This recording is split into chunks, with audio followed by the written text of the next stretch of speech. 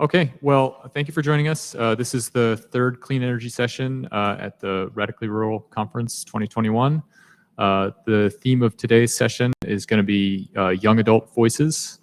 So we're going to hear from 3 young people today who are working on making our clean energy future a reality. And I think this is a really important theme, especially for any young people who are joining us, because it kind of gives you some ideas and some inspiration for how you might do similar, try and make a difference in terms of clean energy in the future. So our first speaker today is Kayla DeVault. She is coming today all the way from Montana, so she might actually have the prize for longest distance to get to this conference.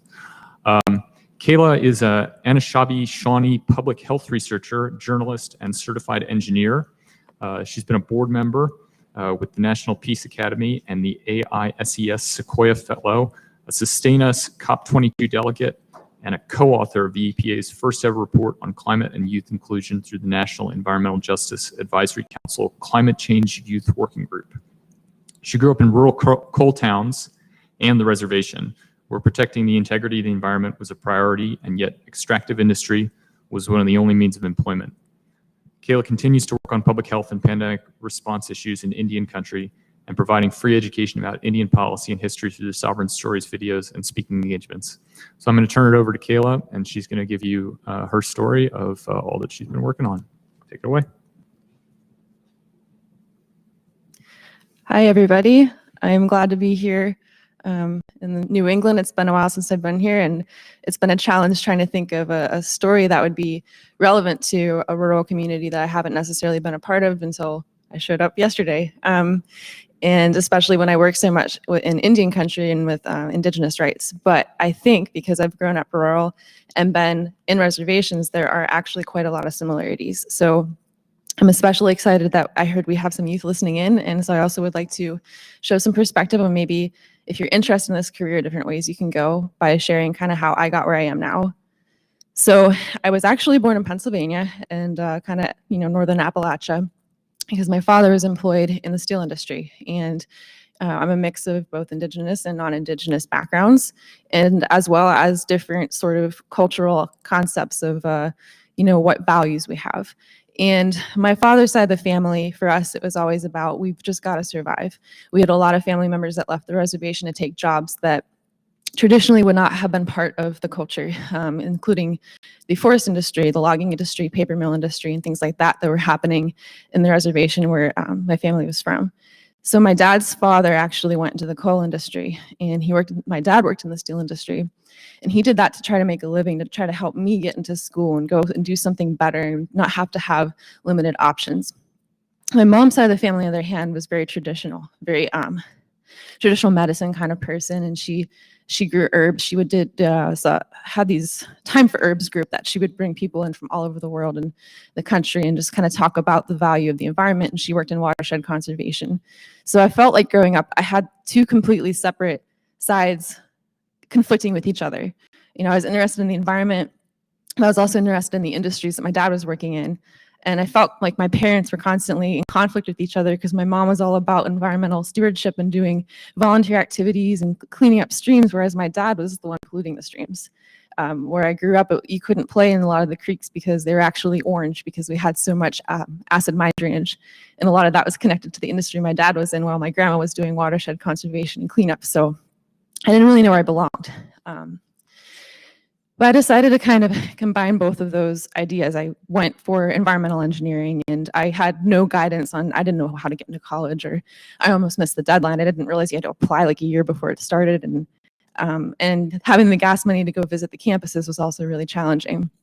But I ended up getting a scholarship from a school that I had not heard of before at the time, Case Western Reserve University. So I went there, and I went through a long series of just kind of studying things that interested me. And I slowly started to realize, wow, there's a lot of stuff going on besides just energy. I did a project looking at tribal resources. How could tribes develop offshore wind turbine energy in the Great Lakes region, and the engineering challenges to that sort of a thing based off the soil type. And I looked at different things. I did this EPA Rainworks project where we were concerned about the rain that comes off the sidewalks, and it was overwhelming the sewer systems at the time in Cleveland. And just slowly starting to see, wow, there's a lot of different avenues I could go with this. So anyway, long story short, when I graduated from college, I ended up going into the private sector, and I was also studying French, so I finished my study abroad, doing some sustainable engineering projects and just translation work, and working with Engineers Without Borders. And I went to the private sector, and during that summer when I came back to accept the position, my job in green energy had actually become just natural gas energy, because that was the boom at the time. So ironically, when I wanted to come in and do solar panel designs, that just wasn't where the money was at the time. I ended up working as a wellhead engineer. So I was a geotechnical engineer, basically building exactly what I was kind of hoping not to see anymore of in the area where I was living. I learned a lot in the industry. I also learned another part about when we do these kinds of projects and this work is we have to really watch for the workers and the laborers. And there's a lot of push for profit. And sometimes the workers can get not thought about or not trained enough to realize safety is very important. And OSHA plays a really, really important role in occupational safety. So I started finding myself a little concerned about the workers too, their welfare, how many hours they were working on their shifts and whatnot. And I got to the point where I realized I don't think this for-profit world is really for me, and it's not taking me to the places I want to go, because even if I want to go a certain direction, the interest was really just in the firm, wasn't really in my career necessarily. So I left that job and I took a job with the Navajo Nation. I moved onto the reservation, and while I was there, I was able to engage in a lot of the tribal college. So if you don't know, there's almost 600 tribal nations in the United States alone that are recognized, and with that, almost nearly as many languages. And the cultures are very different. And coming from my community being in the Southeast and northern Minnesota, it's not like the Southwest at all.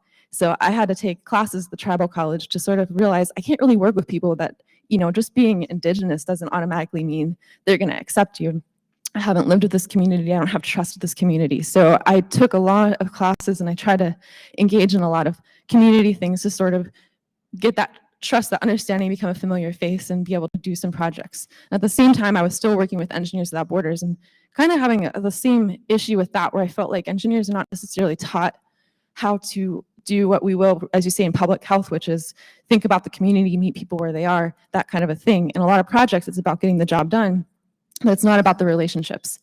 And so I started working in ASIS, which is the American Indian Science and Engineering Society, to develop a paradigm. How can we work in indigenous communities as STEM people to be able to build those relationships?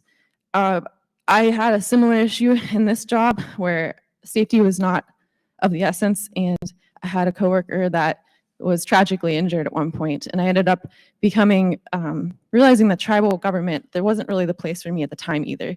I couldn't really make a lot of change. I was just sort of struggling with the fact we were always underfunded.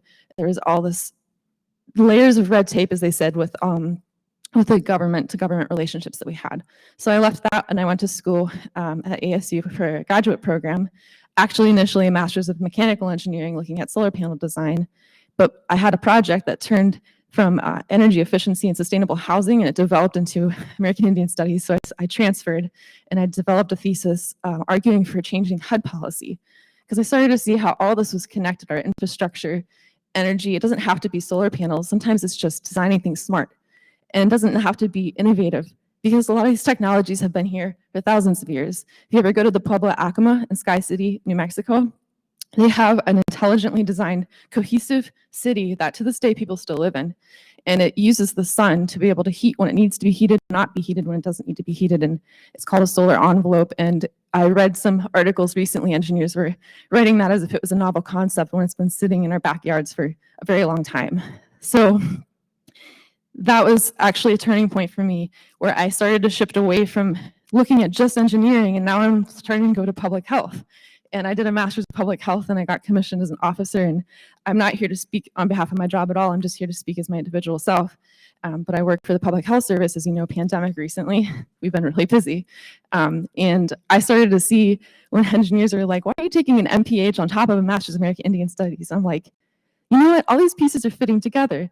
Because I even took some classes recently in a Master of Divinity with the interest of getting certified as a chaplain when I'm on deployments to help people as like an additional skill.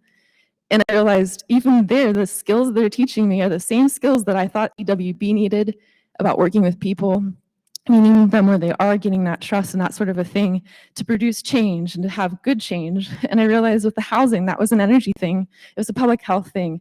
It was everything. And my dad used to always go, oh, you're just studying whatever you want to study. And then now he goes, yeah, that sounds like that's the right path. I think that's the right path. And I realized just because we think about energy and just because we come from backgrounds where it's like, oh, this is environmental, and then this, like my dad is in an industry, they're all still part of the same planet. They're all still interconnected. And I started to realize that I felt like I was going all over the place, but the truth is you can do this work from so many different platforms. And one of the things they talk about in Masters of Public Health, when you study that area, I mean, you're talking about all kinds of challenges. How do we change people's behaviors? But what's going on? And it doesn't take a certain handful of experts in the room to discuss things, because there's so many different ways, so many different people that need to be at the table. So no matter what you think you are, even if you're doing journalism, you're still uncovering and dissecting important information and relaying to people to create that change. So I suppose in sum, what I mean to say is I started thinking I didn't know what I was doing and that I was coming from two different worlds. But by the end of it, I realized I was going exactly where I needed to go. And I just have to see where I'll go from here. So thank you.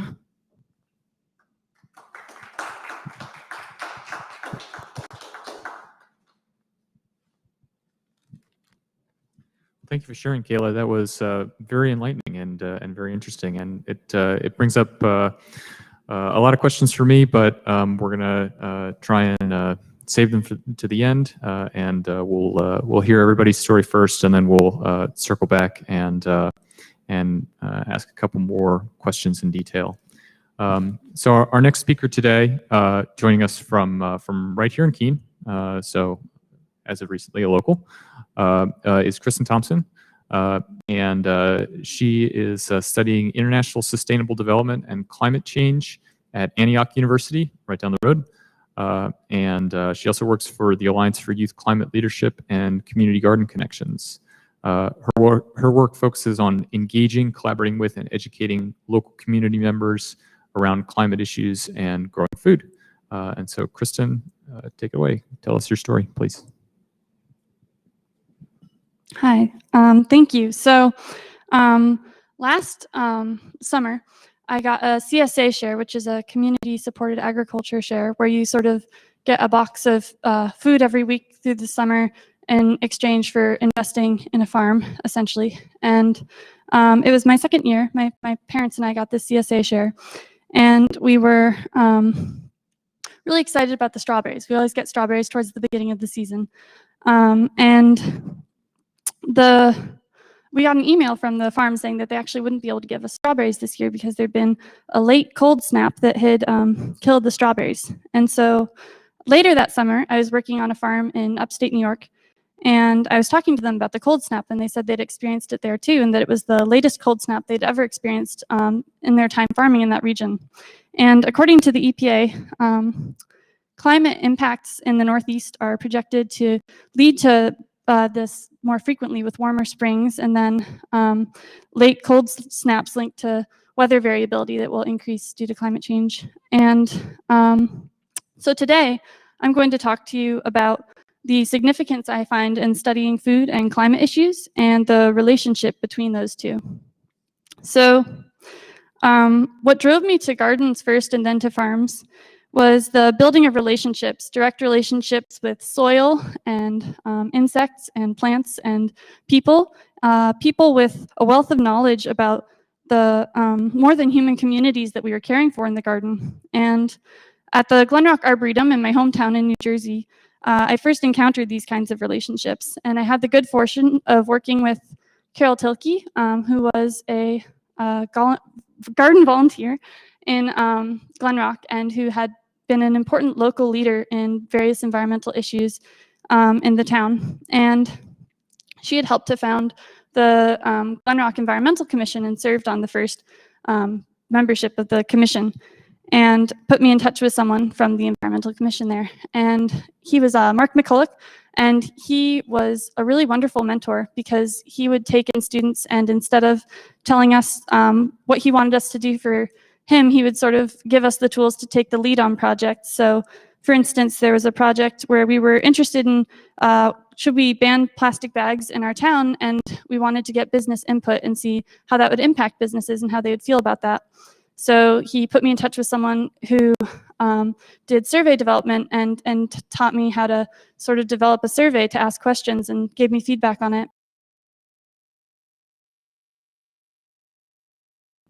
Sort of coming in with my assumptions about what's best and how they should feel. And from there, he actually had me bring in my fellow students and train them to work with the businesses and give out this survey in the community. And experiences like that really showed me that people like Carol and people like me and any community member could help contribute to change. And that was a really inspiring message for me as a young person getting ready to go to college. And at the same time, I was getting these messages about, or getting these experiences that were making me think about how valuable the relationships were that I could build in the garden and in the outdoors and community garden spaces. And what carried that passion over to food systems for me was a growing understanding of how food systems are a way of connecting people with other people, with land and water, and along with that, this understanding that our mainstream food system is sort of degrading and exploiting those relationships right now. And growing up, I actually didn't really think very much about my food or where it came from. But when I started working as an environmental quality assistant at Marlborough College in Vermont, one of the students involved with the college farm was very busy and asked me to take on the Real Food Challenge at our college. And the Real Food Challenge was an initiative that was about bringing better quality food from more ethical sources to schools and sort of raising awareness about the issues in our food system and a lot of the food that ends up in our cafeterias. And through the Real Food Challenge, I started to learn about a lot of issues with how farm workers were being treated and paid, and with the health impacts of a lot of what was going into our food, and with how industrial agricultural practices were impacting insects and wildlife and soil and the climate. And from there, I knew I wanted to learn and do more because I could tell these were really important issues. So the first time I worked on a farm, I was at Marlborough College in Vermont, and I was on the college community farm still. And there were 3 staff with me that summer. And we had a lot of learning to do on the job because none of us really had a strong background in farming that particular summer. And so we were sort of reading out of gardening books and trying to figure out where we were going to get various tools and resources. And it was a lot of experimentation and learning on the job. And unsurprisingly, I did decide to make a guidebook for future farm employees in case that ever happened again, because it was sort of a challenging summer in that way. And unfortunately, I spent a lot of that summer alone on the farm as well, because for various reasons, my coworkers couldn't always be there. And I sort of started feeling very isolated on the farm.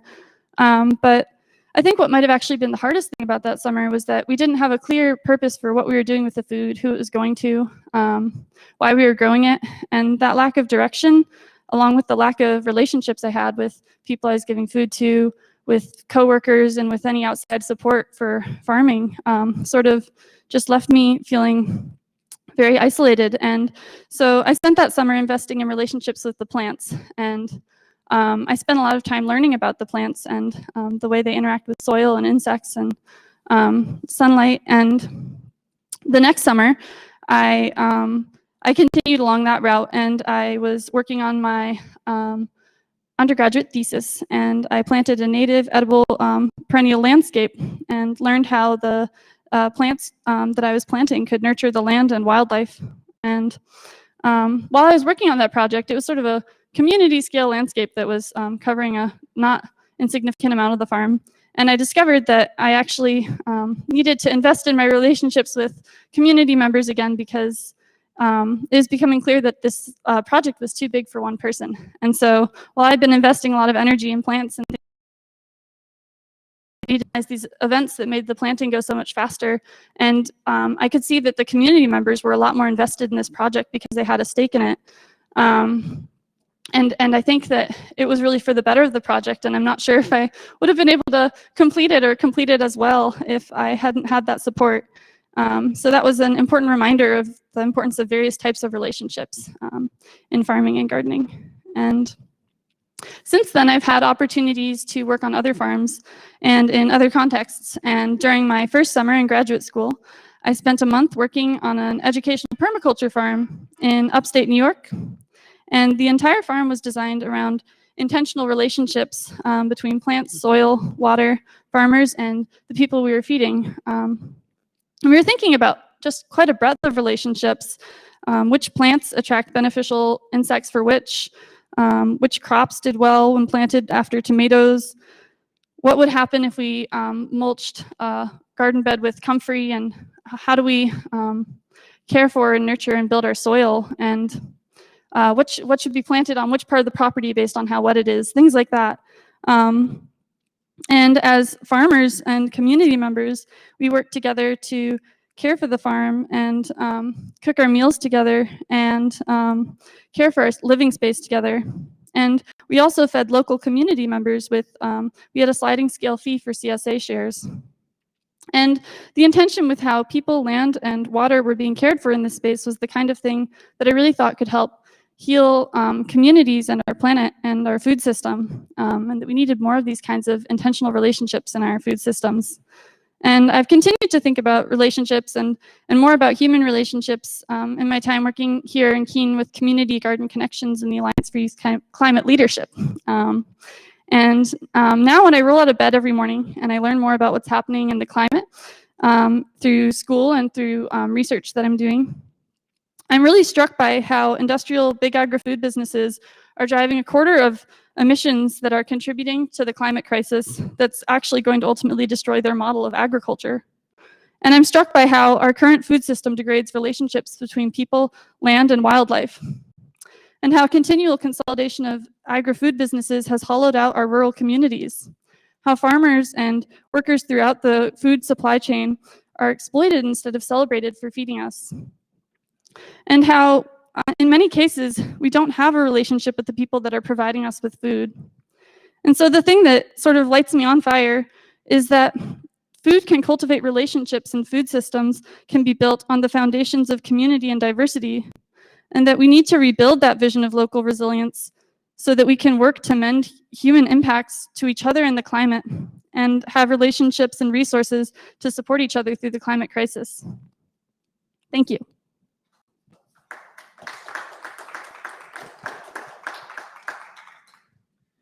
Well, thank you, Kristen, for sharing. That was very enlightening and very interesting. And one of the things that I would just like to kind of point out here is that she mentioned that sort of the catalytic event for her in terms of getting involved in food systems and in sustainable farming was joining a CSA. And she mentioned supporting local community agriculture. If I may make a quick plug, I am a board member for Stonewall Farms. It's right down the road here in Keene. They have a great CSA program. They have local, sustainably created milk, produce, that sort of thing. And there's plenty of other farms in the area. Doesn't have to be Stonewall, but join one of them. It's nice.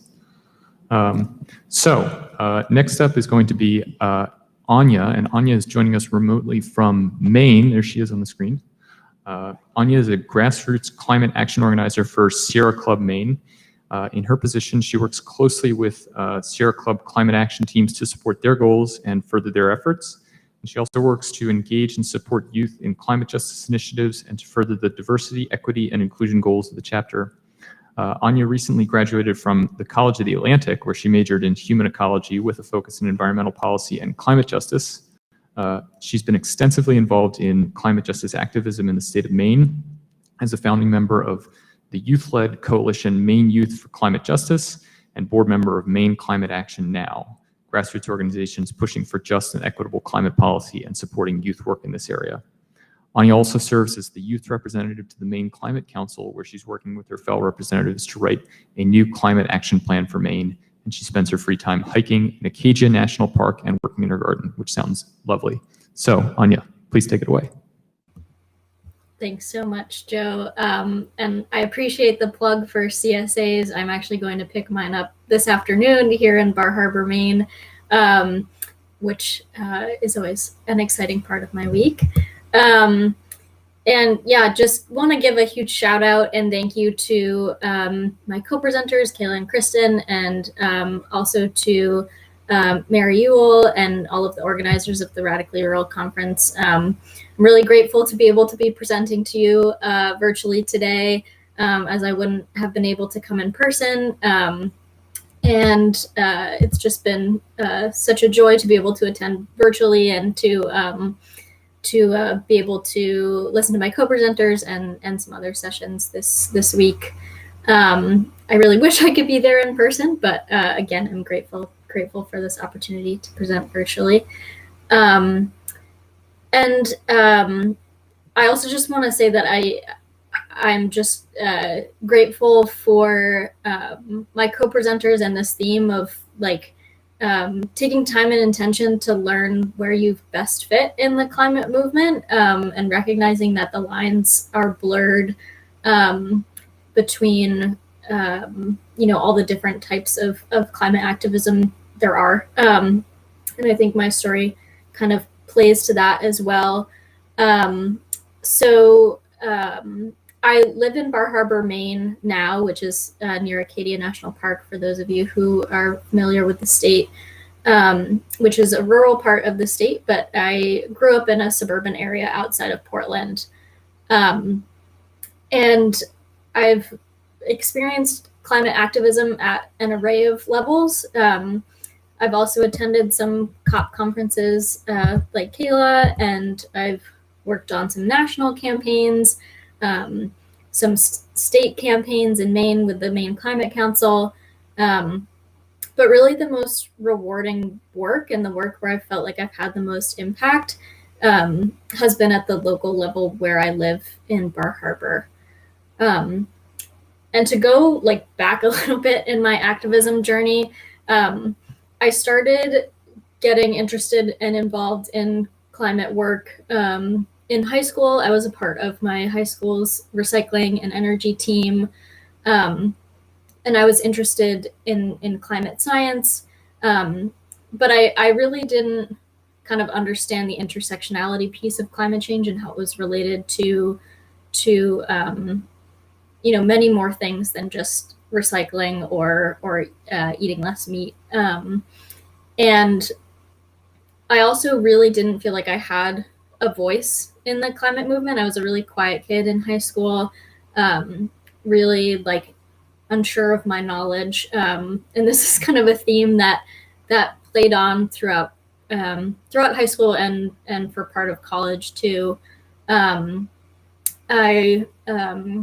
Like I said a few moments ago, I was able to attend the COP24 UN Climate Conference in Katowice, Poland, a few years ago, and just felt like overwhelmed by the climate crisis, but also just didn't feel like I knew anything or like knew enough to make a difference. I was also really dissuaded by the inaction at the UN conferences and felt like the people in power were there to just make statements and like pump up their egos, but not actually create change. And so when I got back to Bar Harbor, where I attended college at College of the Atlantic, I really just wanted to do more, and felt like the place that I had the most agency and understanding was where I was living. And so with some other students, both at the college and at the high school, we started organizing some school strikes with the global campaign for school strikes that was started by Greta Thunberg and many other amazing climate activists. And then we also started organizing, with other local groups in the state through this group named Youth for Climate Justice that Joe mentioned in my intro, but it's a coalition of youth groups from across the state, all coming together to work on climate action in the state. And it was through this process that I really started to find my own voice and trust my own knowledge.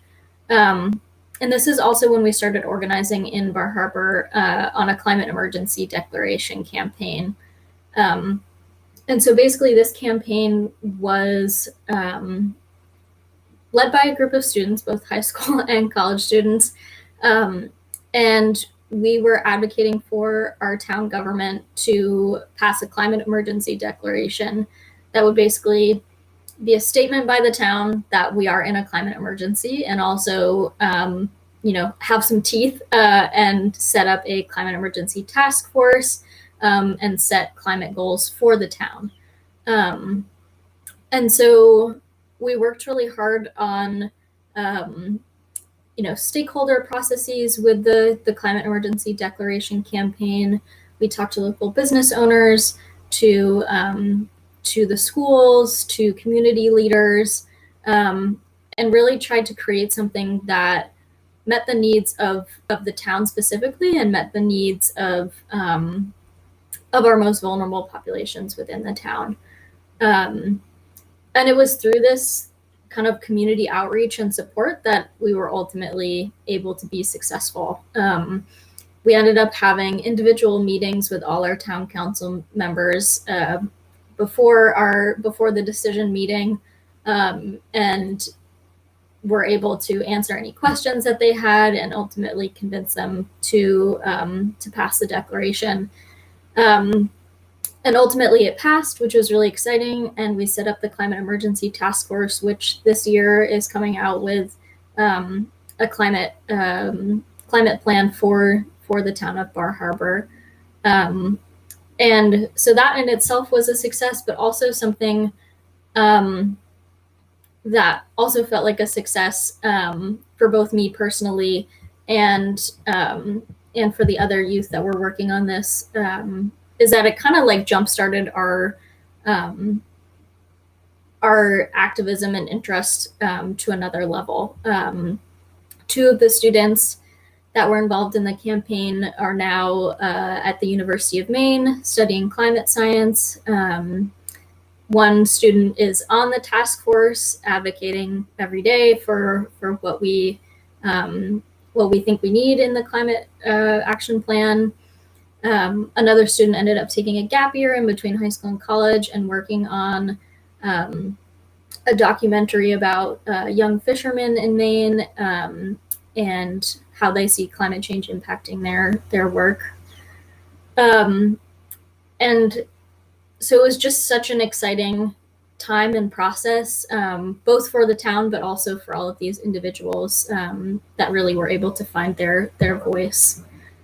And so I graduated from College of the Atlantic last June, and now work with the Sierra Club Maine chapter as their grassroots climate action organizer.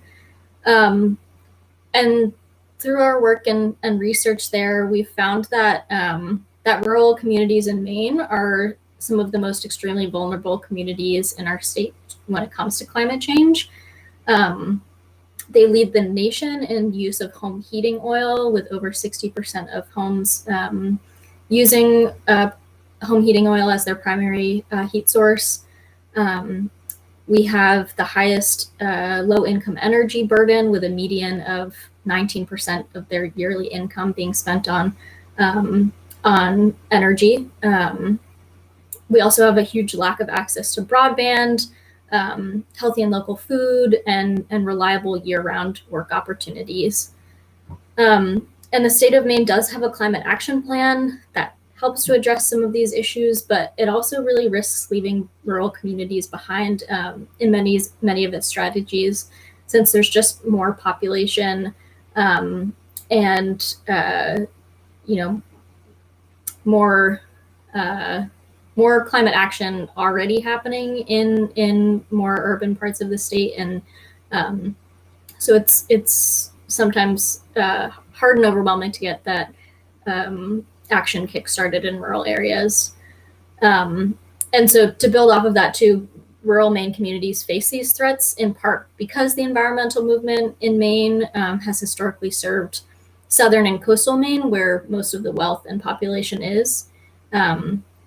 And so factors of income and population density and political views has been kind of the main steering of that disparity. And we found that only 50% of people in rural Maine accept that climate change is a result of human activities. And so we found that empowering local residents is really the key to creating more climate resilient rural communities. And in my current work with Sierra Club Maine, we're working to empower people to make change in their own backyards. We do it by breaking down barriers to environmental organizing and cultivating local leaders to build a movement that is truly representative of communities' needs. And the model we use is not unlike the one that we used in Bar Harbor, where we really try to empower folks within their own communities and give them the tools that they need to create change. And so my hope for the future of rural communities in Maine and around the US is that they'll be able to truly share their needs and make their voices heard like we did in Bar Harbor, so that we can ensure that we are addressing the climate crisis in a way that doesn't leave them behind. And my hope is that through doing this work with our climate and community action teams in Maine, that we can make that a reality. And again, I really appreciate the time of everyone today to listen to our talk. And I'm looking forward to our panel discussion and getting to the questions. And I think I'll leave it there. Yeah, thank you so much.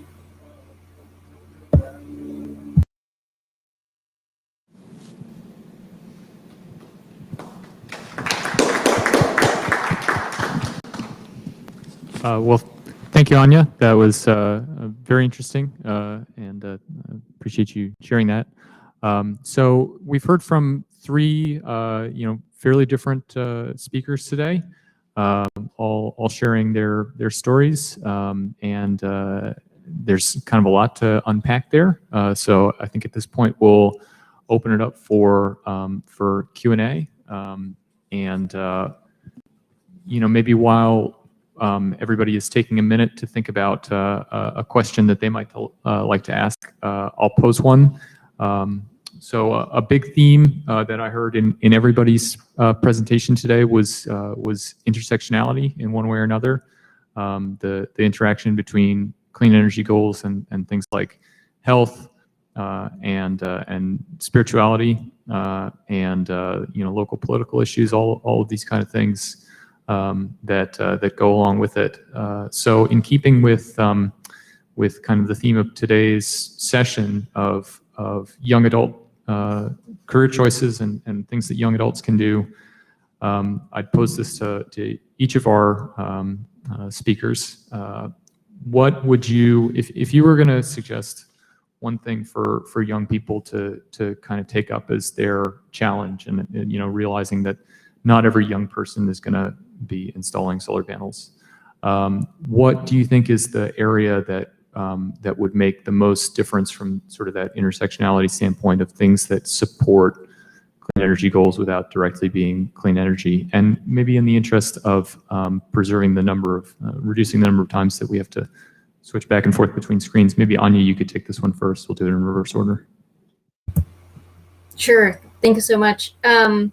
Yeah, I think that's a great question. I think my primary advice for folks is to really just educate yourself and do a bunch of research. Find something that speaks to you. I think everyone is needed in the fight against the climate crisis, and there are so many different ways to plug in, whether it be creating art or starting a YouTube channel or working to lobby your elected officials, or even having conversations with your family or friends around the dinner table.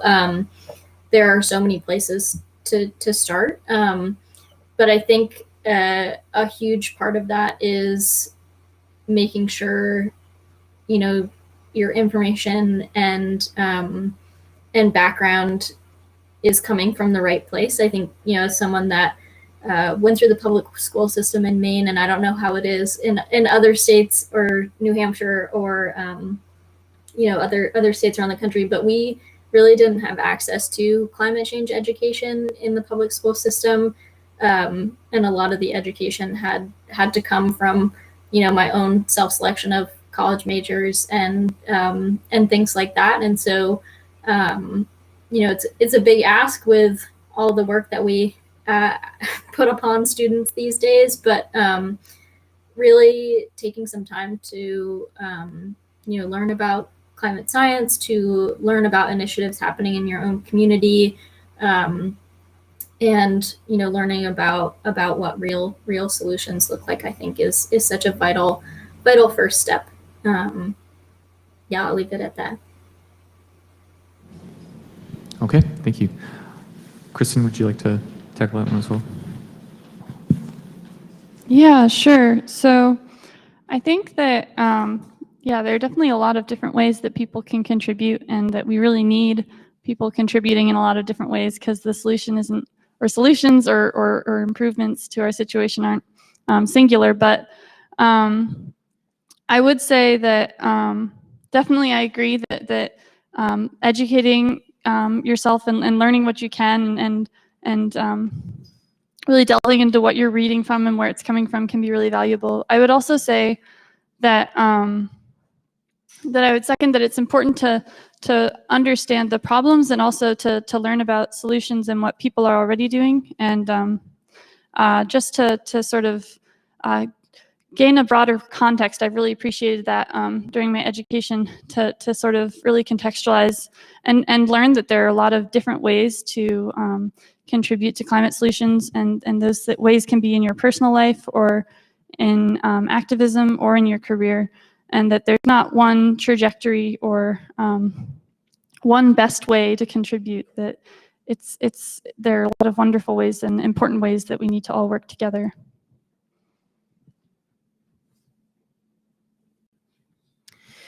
I think for me, I grew up sort of seeing people doing climate work, and to me it was niche. It was like this club, whereas I'm just living, I grew up on a farm. I'm living that's my life. Like, of course I'm going to care about if my water's contaminated, but like, what can I do about it, kind of a thing. And I'm not, I don't come from a long line. My grandma always claimed she had a 6th grade education. Well, according to the census, she only went through 3rd grade, was kind of embarrassed about it. But, I came to learn, like, education is also just not going to school. I think we get the vast majority of our education from our elders and the people around us, and just by observation. There's so many ways to learn. So education doesn't have to be a degree either. And the other thing I want to say, going back to that point of it feeling very niche, another reason why it felt like doors were closed for me before I could ever open them is because of the jargon. So I wanted to circle back for a second, because we've been saying the word intersectionality a lot. And I know there's some youth that are listening in, and in case you don't know what that is, which is totally fine, there's all kinds of words that get thrown around if you go to like a COP meeting, and it took me a while to get used to them. There's still new ones I don't know, but it's the idea of that holistic thing. It's that everything is related. It's not just like, we have a climate issue, so we're going to put in solar panels and everything's fixed. Spider on a web. The spider bounces here, but the whole web shakes. Everything is related to each other. So I just wanted to touch in and say that. But coming back to the idea of intersectionality, and sort of in my story, what I talked a lot about is in Western society, basically American education institutions and things, we like to silo stuff. We like to specialize things. We become a specialist in this. But when you get like that, it's like a horse with the blinders on. You might be the expert in this thing, but you don't think about other things. And when I was saying about having lots of those experts at the table, it's really important in conversations, because someone will say something you haven't thought about. And that's why so many professions and so many different kinds of people, or just community members, regardless of profession, are important to be at the table to have those conversations, because they're the ones being impacted by the choices that we make. And so if you have the privilege to, I would say, if there's a passion that you identify, something you really care about, and I believe this was brought up before, and I'll reiterate that, if you can explore that passion, to me, when I went to private sector, for-profit wasn't a passion thing for me. Tribal government, maybe, but I felt like I couldn't accomplish anything. So I decided to work in uniformed service, because I felt like I could provide service regardless what it was, and still be able to be a part of policymaking and sort of influence from the inside. I have a passion in that area of helping the environment and people in that way. But understanding the big picture is definitely part of it. And one of the things they stress in my job is a mentor as well. And so being an officer, we have some pretty high ranks, and I have some pretty high ranking people above me. And I actually was told by one, why don't you get a mentor, because I just signed up for one. And I'm thinking, you're already like, you know, at the top of your career, but even people at the top still need mentors sometimes. But definitely keep an open mind. Understand as well who is impacted by your choices, because sometimes we think there's a pretty good solution. We realize it might actually harm somebody, because, you know, it's hard to see all of the moving pieces, and people are impacted that if it's not in front of you and you can't see it, you're not familiar with it, you might not even think that it exists. So. Thank you. Yeah, I totally agree. So do we have any questions from the audience or coming in over the app? Do I see a question here? Sure. Please go ahead. Can I take this up? Yeah. First of all, thank you very much for the presentations. That was excellent to hear all the work that you're all doing. And I don't know if the folks online can hear me at all, but I wanted to ask, when you speak about all the, you know, as part of your work, we're obviously facing so many, you know, obstacles in the world that you're having to overcome. And you talk about the relationship building that you have to do both with communities and the different types of work that you're doing. But I'm curious about what inspires you to, you know, move forward all the time, seeing these obstacles, seeing the limits of, you know, the policies that are out there, whether it's, you know, whether it's the work of tribal government you're saying, or working in this particular sector that has a lot of rules that are challenging. What are the things that inspires you? We know we need to act, but what are the things that really keep you going to know that you're going to face on these obstacles? So just to paraphrase badly for the folks who are following this from back home, the question is, what inspires you to keep working on clean energy goals and climate action in the face of the many difficulties that are stacked up against it? And should we take it in the reverse order again? So Kayla first. I guess for me, it's kind of twofolded, because trust me, there are days that I'm like, why am I even doing this work?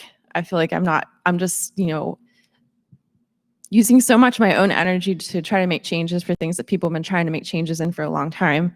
But then I step back and I think, okay, maybe I'm looking at this one particular problem. Maybe I'm worried about the fact in my community, like, you know, how are we ever going to get away from these industries when we don't even have infrastructure? People don't even have internet and these sorts of things. They don't have connectivity. They don't have cars.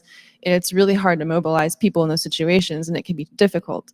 But then I look at the little things, like the way policies even have changed, and the fact that my work now, cultural competency, as we like to call it, not necessarily like you know the culture, but you can be competent, but cultural intelligence actually is sometimes more accurate. Something as small as that is acknowledging, like, when I work with this person, or if you're like a medical provider, I can't just talk down. There's like a power dynamic, there's a trust issue. And I think seeing small policy changes and making people aware of even little things like that actually makes me really excited, because I realize now we're actually starting to consider how can we work with people, and it sort of shifts the attitude of the work. But it can still be really, really dismal. And another one of the reasons that I get really driven is, for example, with this pandemic, the mortality rate, you know, the amount of deaths per capita basically in Indigenous peoples is just so high. And we already have high rates of other sort of morbidities and different diseases due to the history of the land. And a lot of it is just how industry has come in and abused and not cleaned up after themselves. And people are literally suffering from that. And that sounds like a really sad inspiration, but it is something that drives me, because what do I do otherwise? Just sit and let it keep going? Or do I keep trying? Because that could be my family member. But I think also when I do see really creative solutions coming from the community, grassroots solutions, and see things working and see change happening, that's also really inspirational. But that being said, it's not like every day I wake up and I'm just ready to go, because it can be really exhausting work too.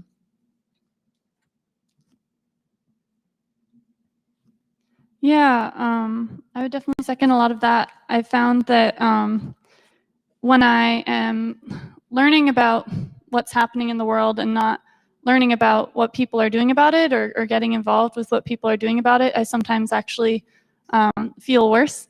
And that when I start doing something about it, even if it's not working, it can be discouraging. And I absolutely agree that you're not going to wake up every day and feel like motivated, and there might be days when it's, when you're just really depressed and struggling to find hope. But I find that when I at least am doing something about it and learning about what other people are doing about it, that's when I start to feel a little bit like it's easier to keep going and feel a little bit inspired. And that also having a vision of what we're fighting for and not just what we're fighting against is a thing that I think about a lot, because just fighting against something can be exhausting, but when you know what you love and what you want to bring more of into the world and what you want to support, that can be really inspiring. I think there's something else I was going to say, but it's slipping my mind.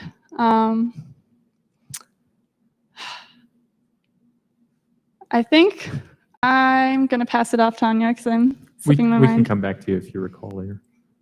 Anya, do you field that one as well?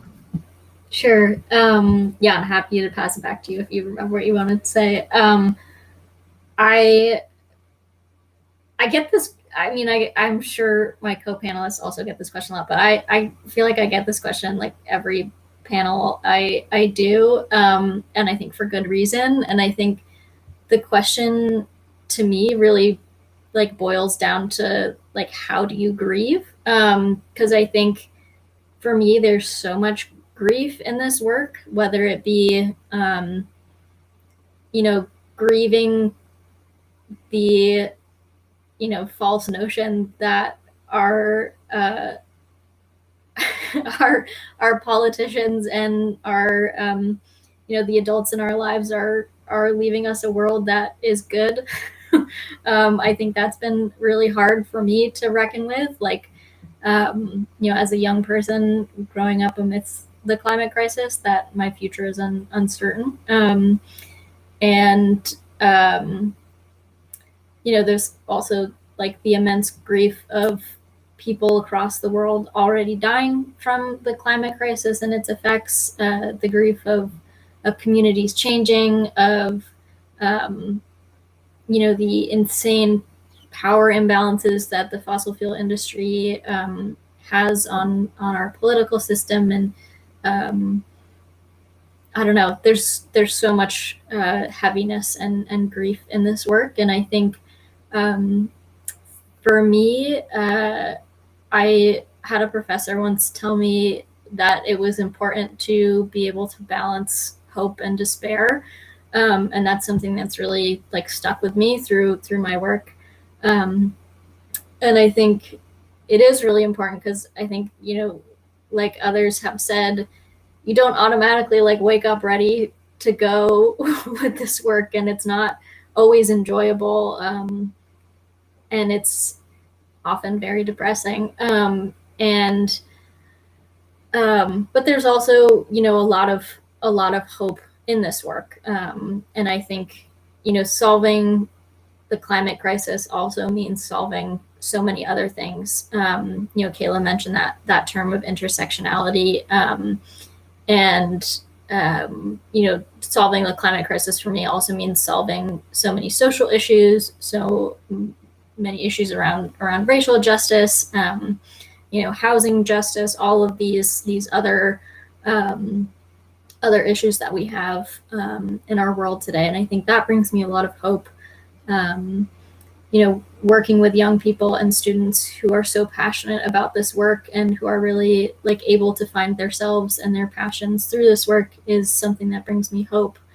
So I think for me, yeah, it's about finding a balance there. And then I think there's also like another component of, getting back to the grief part, like how do you care for yourself? Whether that be therapy or exercise or, making art, talking with friends, like how are you caring for your own well-being in this work? Because I think that's such a vital piece of like sustaining yourself in doing this work.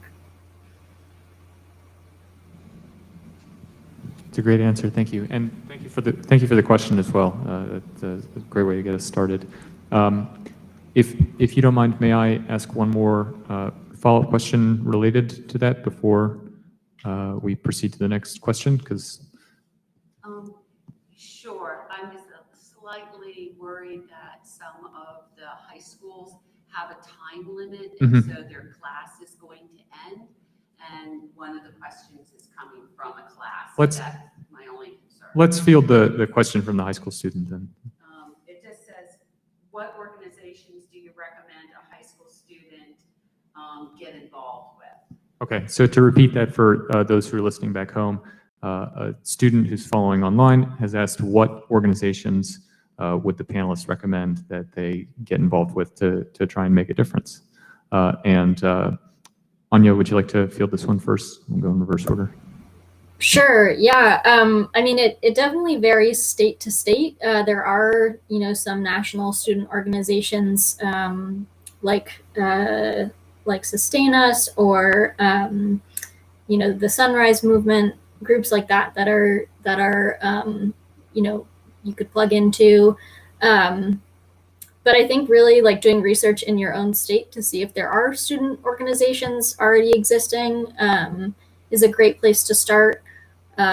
Whether your school has a club, and if it doesn't, like start one, or if there isn't like a state, student group, start one. There's plenty of resources out there to guide you in starting your work. But yeah, I'll pass it over to my other panelists in case they have like specific examples, especially since we're almost at the top of the hour. Recommend a few. Yeah, so one thing actually would be that you could reach out to the Alliance for Youth Climate Leadership, which I work for right now. And we work with students on various activities in the state and can also work with people virtually. But additionally, I have learned about a lot of different organizations that specifically work with young people or are working to include young people. And if you email the Alliance, I think it's aycl@antioch.edu, you can definitely reach out to me, and I can actually send you a list of different organizations and learn more about your specific interests. But there are a lot of organizations, including in our state in New Hampshire here, that are doing work. Even organizations that are doing work on climate and other issues like the New Hampshire Youth Movement, I think. And there's Next Gen, they're doing work. And it's just such a long list, I'm not really sure where to start, but definitely feel free to reach out and I'm happy to send you more resources. Yeah. That's a great suggestion. And for those who are listening in, I think most of the high school students here are from the Mid-Antioch or from the Keene area. Can you just say again, what was the name of the local organization that you work with? The Alliance for Youth Climate Leadership. And you should be able to email us at aycl@antioch, which is antioch.edu. And we also have a website and Facebook page. It's a great suggestion. Kayla, you want to field that one as well? Yeah, sure. I would probably reiterate a lot of what was said. I know Ania mentioned Sustain Us, which is how I went to COP and got engaged with also World Bank annual meetings and how that funds and fuels literally a lot of oil projects around the world. I would say, if you're in high school presently, or even if you go to college or wherever you are, look for different kinds of clubs. Also, depending on what career interest you might have, even going in there, because you can find even within, like, for example, I'm in STEM, American Indian Science Engineering Society is where I'm a member of, and even within there, we have discussions about sustainability, food sovereignty, all kinds of different things that impact communities. So even within a field, you can usually find places to have discussions and make networking connections. I would also say, and I was not really aware of this as a kid, but schools typically have a school counselor. I didn't meet mine until I was like graduating, and she thought I was doing something completely different and didn't know even who I was. But they should be, resources to be able to connect to you at a local level to a point that I might not know what exists in your area, but your counselor should.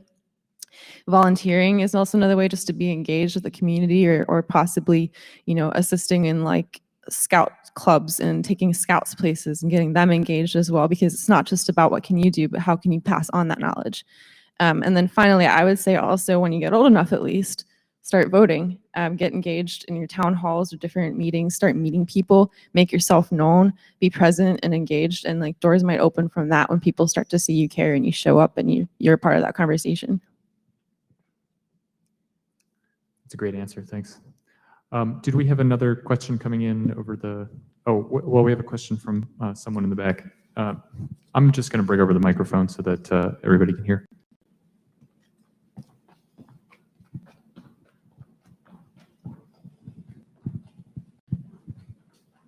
Hi, I'd like to hear more about the environmental stewardship on tribal lands, both on the energy conservation aspects and on the ecosystem of trust and mentoring within the cultural ecosystem there. Kayla, it sounds like that's a question for you. Oh man, she's asking all the hard questions. So first of all, where to start with this? So yes, the question being about tribal environmental stewardship and issues of trust and working with communities. I think that is a really big one because I think it actually starts with stereotypes as being a problem. I think it starts with the film industry, media representation of Native peoples. And I think it's really hard for people to understand exactly who they are, what they look like, what they, that they're just ordinary people. But with their own unique situations, being, especially if they live on the reservation or if they're in an urban community as well. I think that's part of it is actually trying to understand that it's a really complicated, a really diverse thing, and there's no one blanket solution for tribal communities. It also feeds into the idea that while a lot of cultures have, obviously indigenous peoples in general, the identity of being indigenous is you're on the land. You're obviously going to take care of the land, be a part of the land. That doesn't mean that every indigenous person today is born with a gene in their body that says, that's my priority. They're also dealing with historical trauma and all sorts of other things that have happened over history to take the resources after they've been put on lands that were considered useless. And now we find they're sitting on oil wells and all these great mass resources while struggling with economy and different things. And actually I brought a couple of articles to me that stood out as I was preparing for this conference. This one right here, the title is Boom in Native American Oil Complicates Biden Climate Push. We have to think about how when we decide to, the federal government, lands that are held in trust for the tribes, they don't really own the land. So the federal government makes ultimate decisions and policies that can affect them. And when the Clean Air Act came out, people were outraged about the coal plant and how it was going to affect the economy of the Navajo Nation. So there's a lot of things, high rates of unemployment, a lot of factors that go into this idea of environmental stewardship. And a lot of difficulties in trying to go back to old ways because of the jurisdiction and the different things that have been put into place that makes it difficult to mobilize people. How do you start to push for environmental stewardship when outside companies have contaminated your land, you live on a Superfund site and it's still not getting cleaned up? That's in my community. It's been idle since the 80s when they identified it. And they're arguing over who's responsible for paying for what. At the state of Minnesota, you've got a health department, you've got the tribe that has its own standards, and the state says they're too strict, but they have the sovereign right to have their own EPA with their own standards for dioxides. And then you have the federal government that's just standing over top of all of it, like, figure it out, and meanwhile, kids are playing in contaminated soil. So, and that's connected to the food systems because we traditionally collect wild rice and different things in that area and fish, and that's affecting pregnant women, and the cycle just goes on.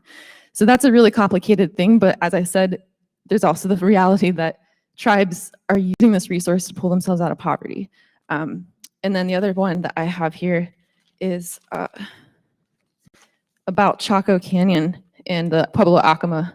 And it has to do with recommendations of targeting oil, gas, and leasing across the West. And this is about cultural resources. So also when we have these projects and we're mining or drilling in places, how is that impacting things that, a phrase I like to use is called cultural loss and damage. And if you're not indigenous to an area, you might have a long family history and connection to the land, but it's different than having a culture that is literally born on the land and from that land for time immemorial. And so when you see places like in the Marshall Islands where people have to flee because of the rising tides, yeah, they're leaving literally their entire ancestry in a way because they're tied to that land. So they're losing a lot more than just what we think about when we have to move somewhere. So I think that's part of the challenge with environmental stewardship. But the other part of the challenge is how do you change that? And coming back to your other part of the question is how do you work with communities that obviously have mistrust for very good reasons? And in another conversation I was in, somebody used the expression, it's hard to work with people if you are the face of the oppressor. So if you come into a community, they don't know who you are, and if they might just physically look at you and make assumptions based off looking at you, you're just one of those guys here again. Or maybe you're one of the missionaries coming to give me a Bible or something at my door, like, why are you here? You know, you're not from here, go home. And the best advice that I have for that is, and this actually comes out of my public health degree, is we talk a lot about shoe leather work, where you're actually on your feet engaging people. And it doesn't have to be you at the door. It can be somebody you've invested in that's in the community, that the community knows, who wants to do that, and you partner with them and you train them, and you can still be there behind the scenes helping orchestrate the work, but you really have to make the relationships with the community and have community ownership. They also talk about co-creation. You know, it doesn't have to be your project. You need to be in partnership with these people and show authentic engagement.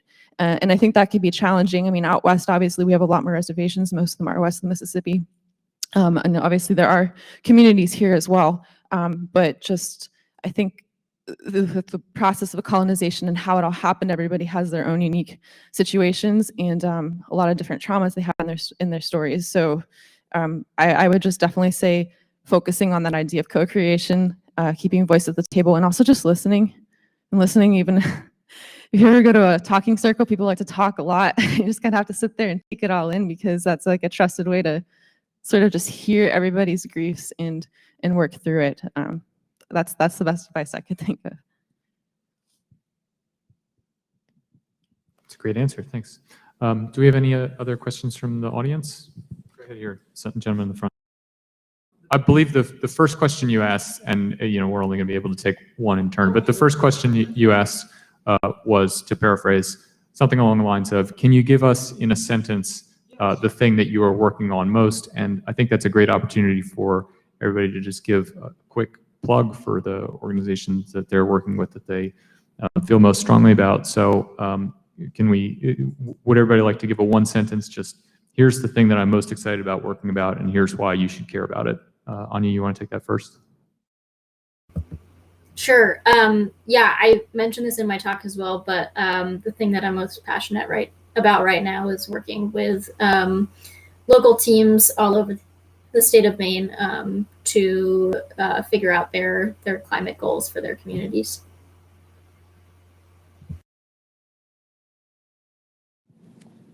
Yeah, well, I'm currently getting to the end of my graduate studies, and right now I'm really interested in working with organizations that are helping farmers acquire and keep land, and organizations that are focusing on justice and reparations as part of that.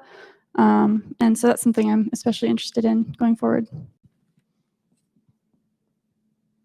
I feel like my focus is always changing, but I would say at this moment, my focus is analyzing and just understanding the barriers that are keeping communities from getting healthy, including our public health issues, and as well as all of these issues of energy and infrastructure.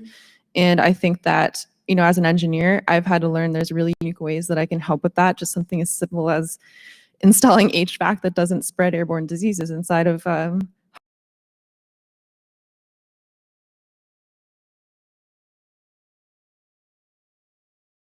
keeps changing. Okay, and do we have any other questions from the audience or on the app? Okay. Oh, well, we've got one here from someone in the back. I'm going to bring the mic over.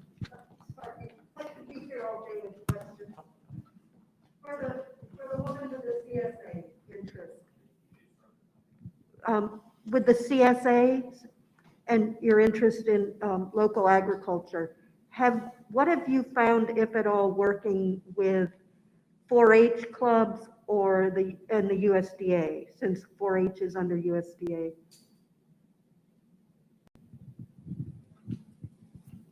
I'm sorry, could you say that again? I'm not sure I understood. Just to repeat the question, it was directed to you, Kristen, and the question was, have you been working with 4-H clubs or the USDA, and what have you found in your experience working with them?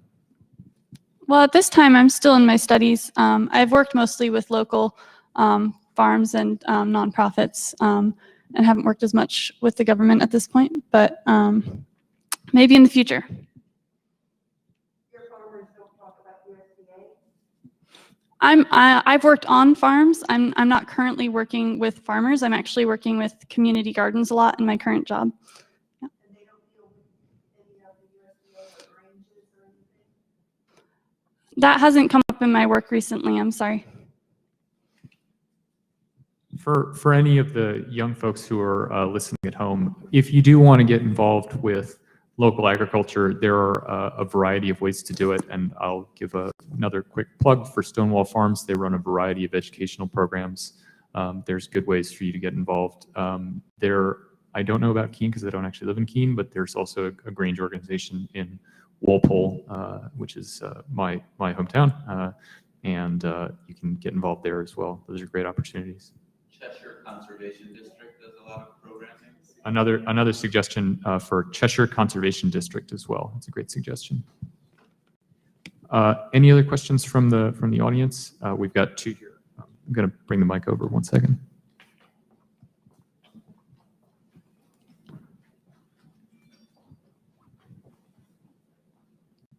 You'd mentioned that about 30%, if I had that right, of the carbon emissions are coming from agriculture.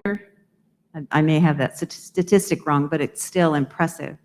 And my question for you is, do you feel that there's enough spotlighting on agriculture relative to other factors in terms of addressing climate change, and how do we go about that? Yeah, that's definitely something that really shocked me. I think it might be more like a quarter, but the statistics may have changed since I read that statistic, but that the agriculture and the food system is responsible for about a quarter of climate emissions, which is really striking. And I couldn't believe that. That was a real turning point for me, learning about that and thinking about what direction I wanted to go in with my career.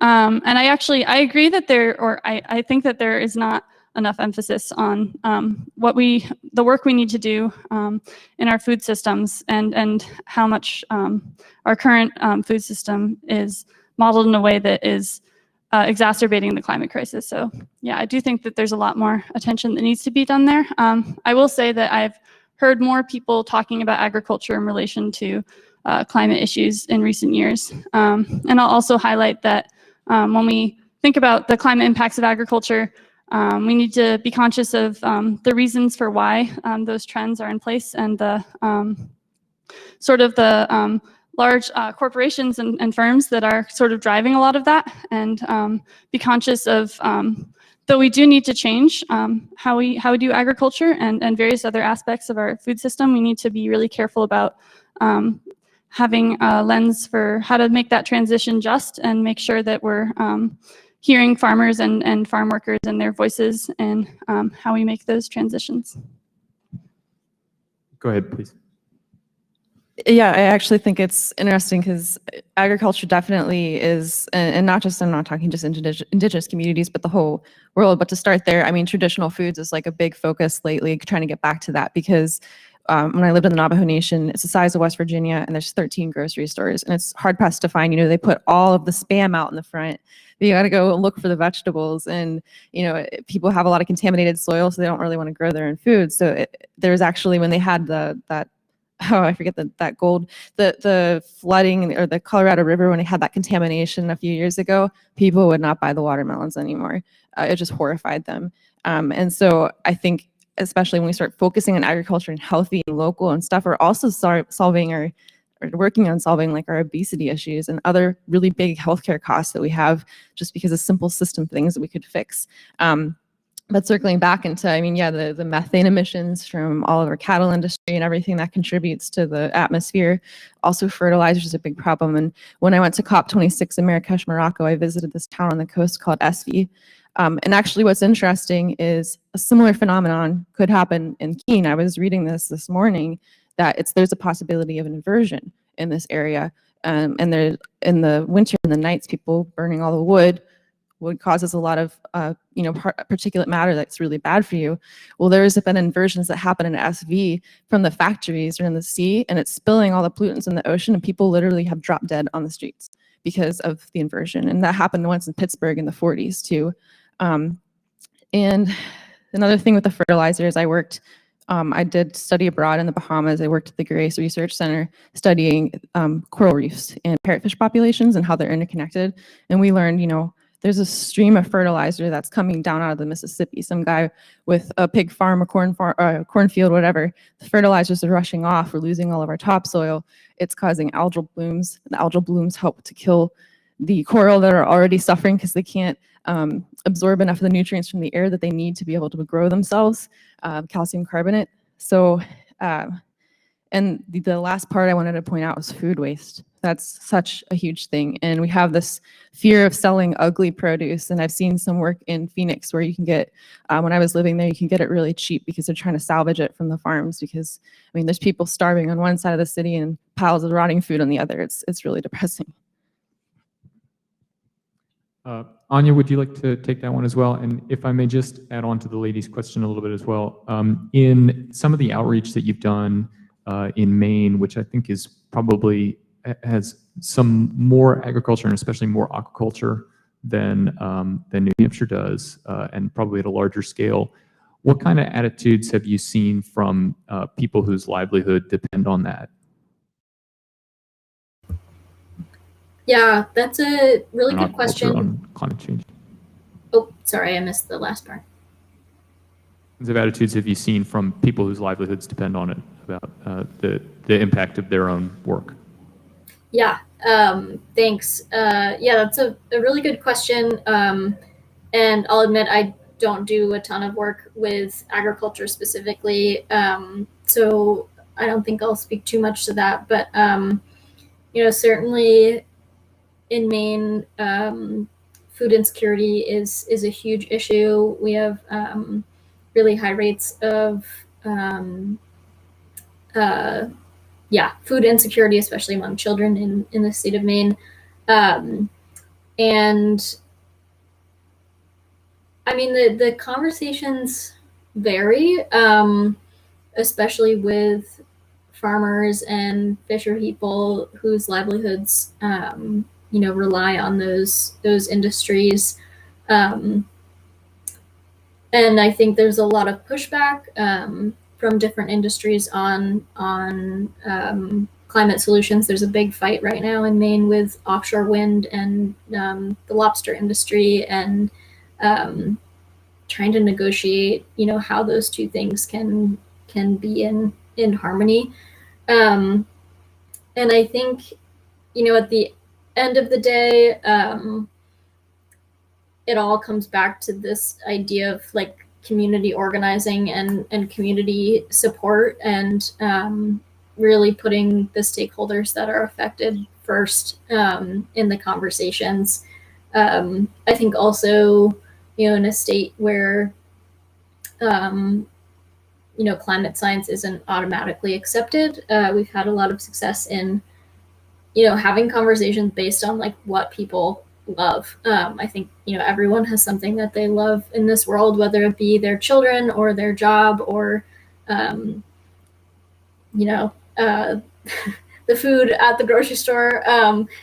And simultaneously, you know, the climate crisis is and will affect all parts of our lives. And so connecting on those pieces has been really successful.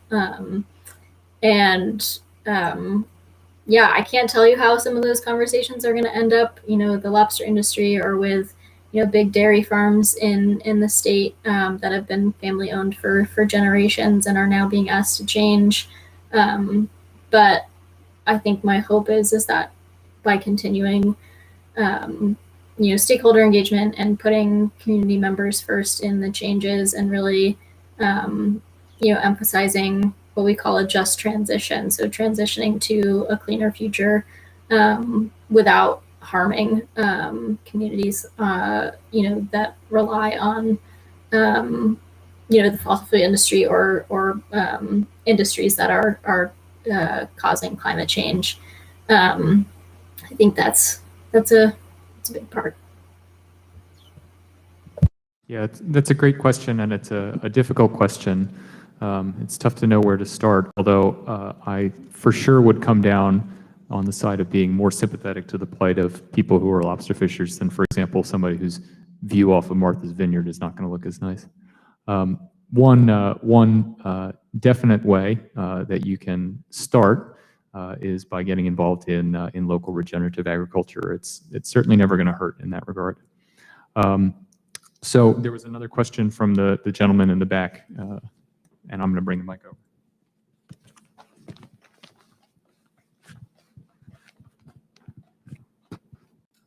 Okay, thanks. Like others, I'm tremendously appreciative of the perspective that you've brought and the work that you're doing. One piece of work that I'm doing right now, I'm involved in a community power committee for my local municipality. And community power is, it's been a legislative approach in which municipalities are going to be allowed to play a role in the energy market. And it may be a way of developing alternative approaches to sourcing and pricing electricity. Now, the committee in my town, is probably not different from others, is composed of old fogies like me. People who are retired, people who are certified, older adults. So I guess I'm looking for a little input from you on the work that we're doing. Just to focus this briefly, the kind of split has developed within the committee between a kind of a gradualist approach on the one hand. So that is, we need to stress the economic benefits of this, lower prices, and then we need to give people the opportunity, give them some sort of choice if they want to select a more of an alternative energy mix for their sources. And then the other approach is more of an activist one. It says we need to take advantage of this opportunity to create climate vision, to put things out in fairly stark terms for the community. Look, we need to move quickly. We need to make this energy transition, and we've got to push people. So I'm not sure how this is going to work out. I'm not going to talk about the practicalities, but I wonder, could you possibly give some advice from your perspective to a committee like ours? That's a great question, and actually very timely in this area. There's been some changes in the way that community power works in New Hampshire just in the last year at the legislative level that I think have really opened up the box quite a bit. So Ania, do you want to take that one first? How would you address the question of whether, as somebody advocating for the local power mix, how to approach it as either gradually or kind of a all or none approach? Yeah, it's a hard question, not knowing your community, and I think ultimately, like, this question to me boils down to, like, are all the right people at the table? And I know you mentioned that the committee is made up of mostly older folks, which is definitely very common when it comes to town committees. And I think, like, my first recommendation would be, doing some outreach into other communities within your town, whether it be sending out a survey to, high school students, or even, best case scenario, finding, some funding to bring on a student or, a low income person, or folks within your community that will be most affected by this policy and these decisions.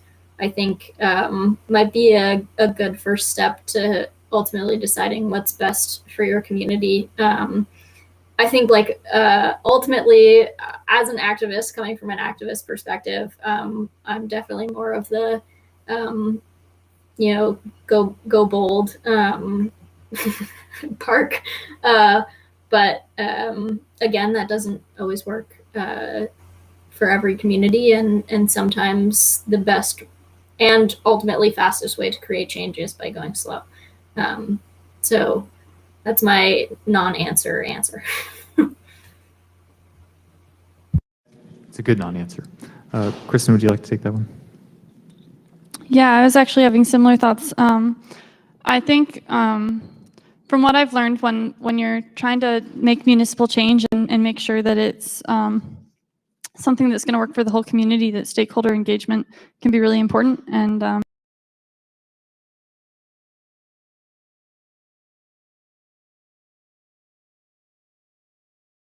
you can feel like you've already done a lot of good work in brainstorming, but I also know that sometimes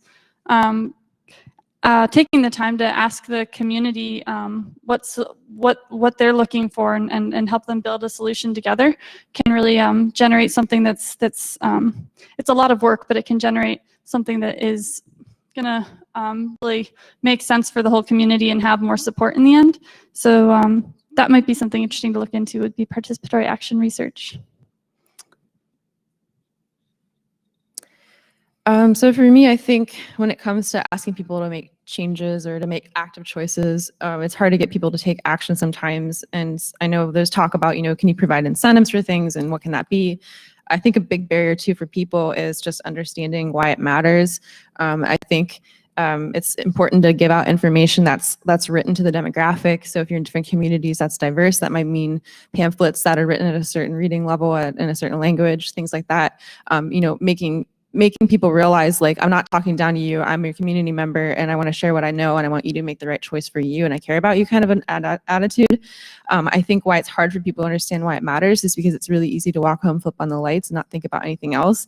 And then when you're on the other side of that and you're a community member, they say NIMBY, not my backyard. So you have all these industries that are creating these resources that you don't see, but somebody sees. And those people, their first concern is not going to be about a just transition either. They're just trying to deal with what they're dealing with, whether they have COPD or whatever's going on in their community, and they're making money for their family. They've got priorities in other places as well.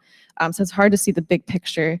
I think that it's also important to have more youth engagement and make youth feel relevant, because the youth are going to be the ones that are carrying on later this conversation. And when I served at the NEJAC Youth Advisory Group for the climate group, working group, they basically wanted us to write that because they wanted to see, what are you saying about climate? What do you think? And how are they engaging or not able to engage so that we can overcome some of those barriers? And I think that because people, they are worried about other immediate things, and they don't, it's also important to not ostracize along political lines. I think it's really important. I've been in areas where, working for Sustainus and some other organizations, there's sort of an assumption that you must come from a liberal background.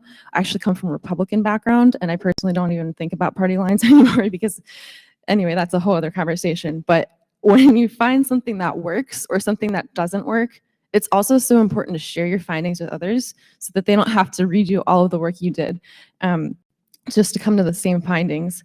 And finally, something that I learned in my American Indian Studies degree, I spent all this time studying this policy, studying politics, studying history, and for what? Just a degree on the wall. It's really important not just to study communities, but also to give back, so that what you did was not just a selfish, so I could publish a paper or something like that.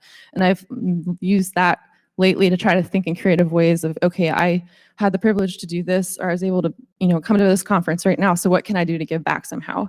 And I think that's always an important takeaway too. A good answer. We've touched a lot today on the theme of this particular session, which is young adult voices. That's been kind of the dominant theme, but we haven't gotten as much into the theme of the conference, which is rural. So I just wanted to ask a follow-up question related to the last question, which is in many places there's either a real or perceived conflict between clean energy development and preserving rural character. This is certainly the case in my town, where there's actually kind of a big fight brewing over putting in a field of solar panels. So I'd just like to ask each of the panelists, do you think that there is actually a conflict between preserving rural character and clean energy development? And if you don't, what would you just say to somebody who does think that there is? I think that in my experience, at least, and I grew up in farming areas, people are very resistant to change. I think they are accustomed, especially if they've been in a place for generations, of things being a certain way. That's why it was really hard. For example, when my family owned cattle at one point in Pennsylvania, it got so expensive with the EPA coming in and adding all these water acts and different things and putting the burden, the onus on the farmers, that it became like, now we don't like the EPA because the EPA just comes in here and makes things expensive. So my family had to switch from dairy to beef because they couldn't make a living. And I think when we talk about these expensive solar panels, that's how my community at least would always look at it. It's just all the infrastructure that's not there that has to go in. It's just expensive. Who's going to take care of it? Who's trained? Who works there? Is there enough work for them in that area? It's a lot of barriers. I can see resistance around it. And as far as the aesthetics, I mean, I think that's almost coming back to my NIMBY point. Whenever you don't want it in your backyard, you know, aesthetics, talk about what a coal plant looks like, but that's someone's backyard, it's just not yours. And I think we have to, I don't know, like there's got to be some other kind of creative solution. Maybe in the future we can develop things that are more aesthetically pleasing. And I do know, and you know, that the offshore wind turbines that we're going to go off on the coast, I know the tribe had a problem with that because of cultural, spiritual reasons with the sunrise. So there's all kinds of reasons why people have barriers, and that's definitely a challenging question. I'm not sure I have the solution. Yeah, I'd be curious about where they're thinking about putting the solar panels. I know that sometimes people talk about the balance between putting solar panels like in places where there's already land that is used or what, like when it comes to deforestation, there's been some tensions I know around conservation and putting in solar panels in the past and probably presently.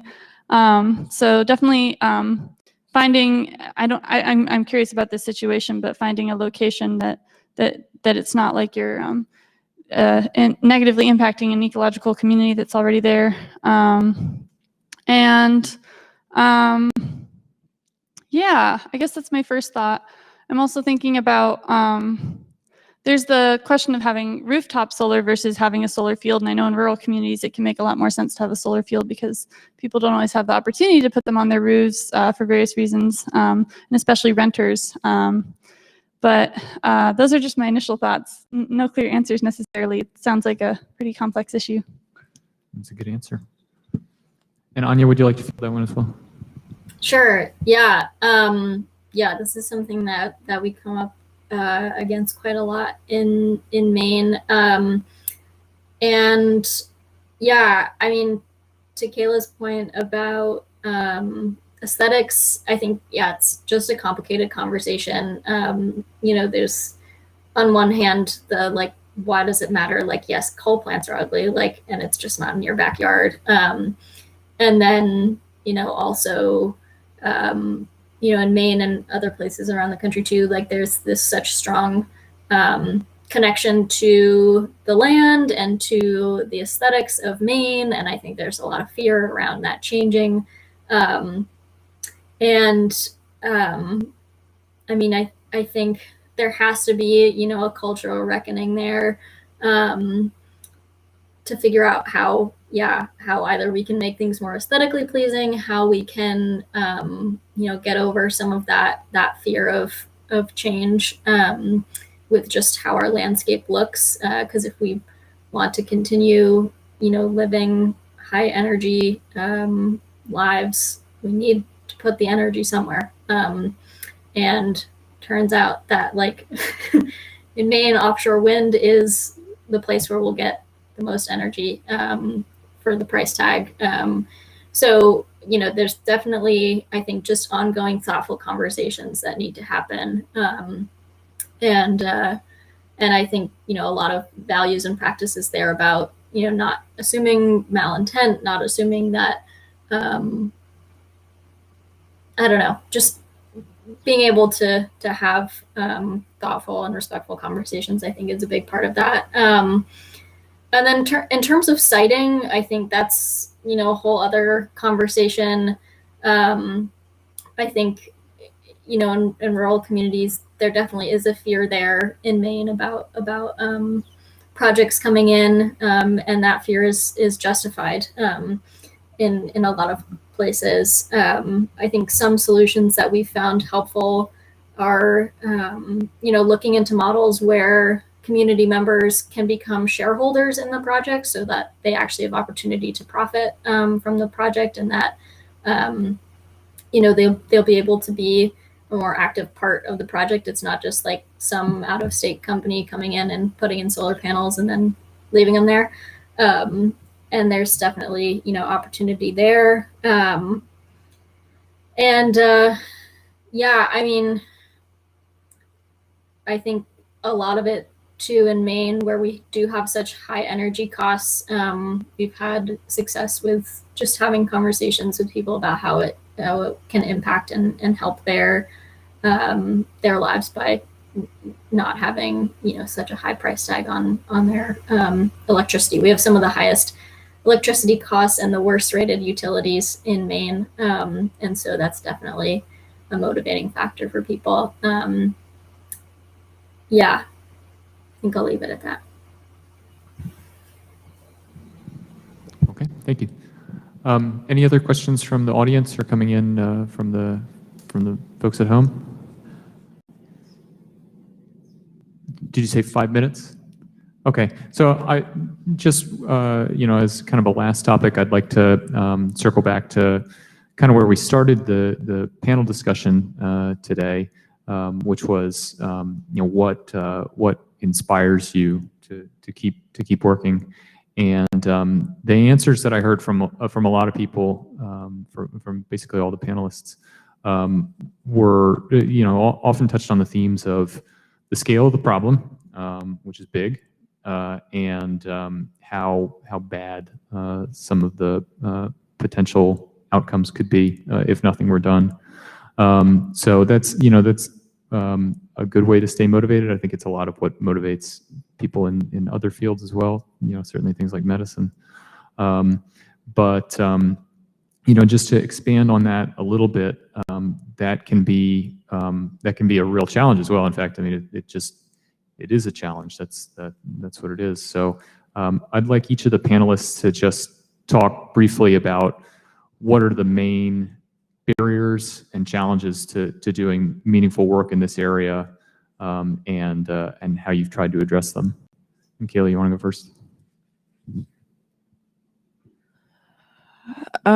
Sure. Sorry, trying to think on my feet. I mean, main barriers, I think, include just people not believing that there's a problem, or thinking that there are other things, or a lot of times people say like other things that matter more. Some people will say stuff like, and not that I think it's completely untrue, but if I don't recycle this piece of plastic, is that going to be as big of a deal as if I don't, have them change the regulation on a coal-fired power plant or something like that?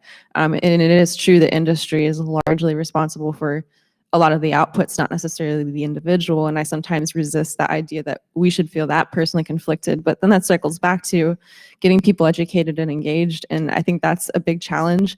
I think it's been, again, especially like some of the communities I work with, it's about finding an inside person from that community, making a relationship with them, somebody that does care about their community and be willing to help, and then having them plant the seeds and having them go in. And actually that's, something that can overcome that, in versus out group theory of mistrust. And a really cool program I kind of want to plug that I got to see when I was in India, and there's a bunch of them out there. Barefoot College is really cool too, where they educate anybody about anything. They don't have to go to school for it. There's a place called Dean Dayal Research Institute, DRI, and they work on that model. They actually take a family, they live in the community for 5 years, they build relationships, and they completely transform the entire community in a holistic way and incorporate traditional foods and medicines too, and combine pharmaceutical skills with the actual plants and resources that are there. So, I mean, those are just kind of a list of barriers, and then that's just sort of examples I've seen of actual success stories. And I'd encourage you to check out DRI, and they have a really cool campus in Chitrakoot, India. But models like that, I think, need to be shared. They're not going to work perfectly everywhere, but they can be built and adjusted around.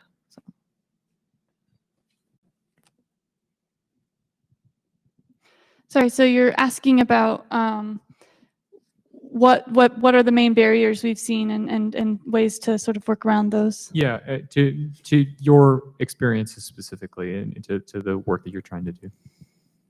Yeah, looking at agriculture and climate, it's really complex.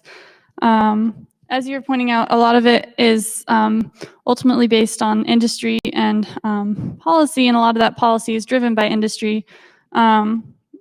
And so there can be a lot of challenges in making broader scale change. And And I think that there are certainly effective ways to advocate for meaningful policy change, but at the same time, a lot of the most exciting solutions I've been seeing come from smaller organizations and community projects. I've been following Agrarian Trust recently, and they've been telling the story of a group of farmers in Maine who have pooled together resources so that they can have a farming or agricultural commons, and sort of that makes it a more economically feasible thing for them to do the farming that they want to do, and to sort of share resources and supplies together.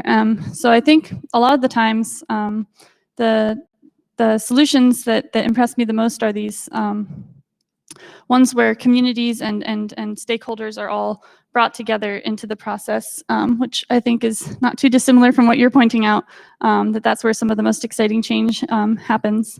But that also, of course, there are these battles we need to fight on bigger fronts in terms of bigger policy changes and things like that. Ania, you want to field that one as well? Sure. Yeah, and I recognize we're at time, so I'll try and keep it quick. But I think a large barrier for me in my work is people not realizing like the power that they have in their own communities. I had a conversation with a state representative a few weeks ago, and she was talking about how she gives out her personal phone number to people that she meets, and like when she was canvassing, she gave out her personal phone number, and she like never gets called. I mean, Maine has a very similar population size to New Hampshire. I think we're both about 1.3 million people. She was saying that it makes such a huge impact when just like one person calls her. And I think, you know, similarly at the town or city level, you know, your elected officials are there to serve you, and you can have such a large impact by, you know, sitting down with your elected representative and having a conversation with them. And you do have the knowledge and power to do that. You know, you are their constituent, and you know your best, you know your own experience, and I encourage everyone to speak to that. Yeah, it doesn't have to just be politics too. I think, you know, individuals have such power to create change, whether it be at the local level or even state or national or international level. Yeah, it's definitely discouraging seeing, you know, inaction, but we do definitely have a lot of power as individuals to create change. Okay, that's a great answer and a great place to end. I think we're just about out of time, so I want to thank all of the panelists for all of their insights today. Thank you for joining us, and I'd also like to thank Mary for organizing. This has been a very enlightening discussion.